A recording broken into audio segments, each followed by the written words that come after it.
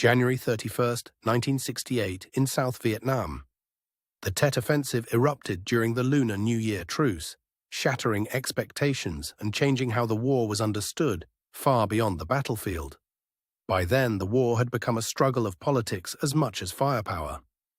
Saigon's government depended on American support, while Hanoi believed endurance could outlast superior technology. Behind the scenes, leaders on both sides faced mounting pressure. In Saigon and Washington, they were judged by stability and progress. In the north, by discipline, sacrifice, and resolve. The armies were uneven in equipment and style. American and South Vietnamese forces relied on helicopters, artillery, and armored support, while communist units moved with lighter weapons, concealment, and patience. The road to the battle ran through villages, river crossings, and hidden supply lines. Fighters and supplies moved under cover of night, often blending into the same landscape civilians depended on.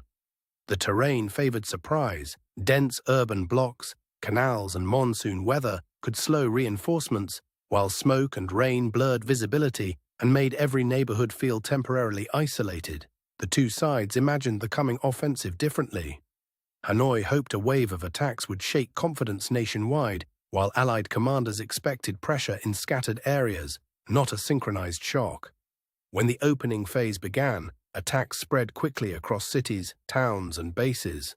The suddenness mattered as much as the scale, because many defenders were caught adjusting to a holiday lull. The pressure point was not only military. As fighting reached major urban centers, the sense of security that had been carefully presented to the public began to unravel in real time. Some of the fiercest fighting centered on key strongholds and government districts.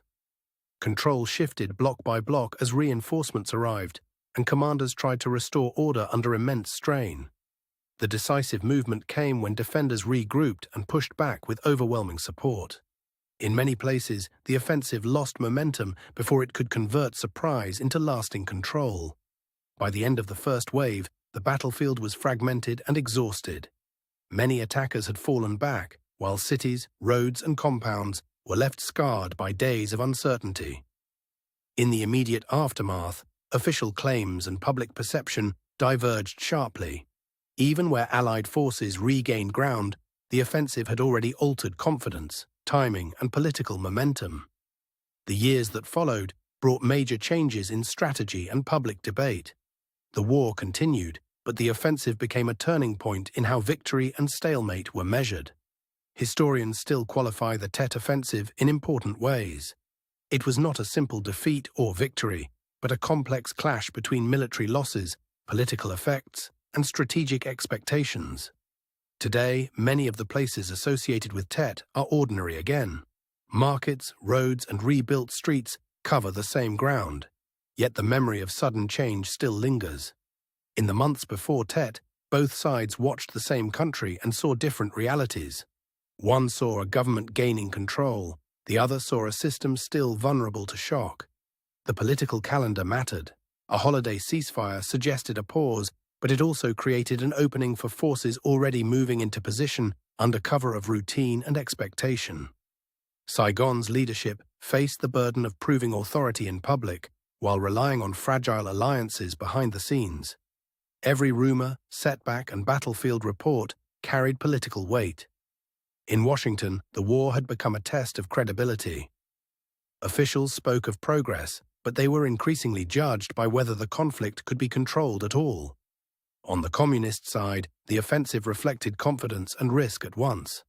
Commanders accepted heavy losses if the operation could ignite unrest, weaken morale, and reshape the war's direction. The fighters themselves came from different backgrounds and carried different expectations. Some were seasoned, some newly trained, but many were bound by discipline, secrecy, and a long campaign. Weapons were often simple but effective in close quarters. Rifles, grenades, mortars, and satchel charges moved through the same streets as radios, medics, and supply runners. Logistics were a hidden battle of their own.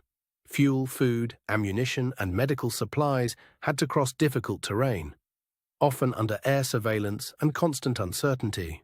Morale varied sharply. Some units believed they were entering a decisive moment, while others faced fatigue, confusion, and the fear that plans might outrun reality.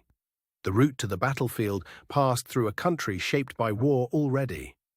Bridges, riverbanks, and village edges became corridors where movement had to remain hidden. Urban targets were chosen for their symbolic and practical value.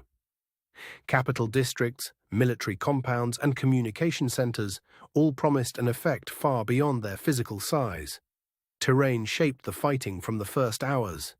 Narrow streets, walls, courtyards, and canals broke up movement and made every advance feel exposed and uncertain. Weather added another layer of difficulty. Heat, humidity, and sudden rain could slow troops, blur vision, and turn the simplest movement into a draining task. The opening phase depended on surprise, speed, and coordination.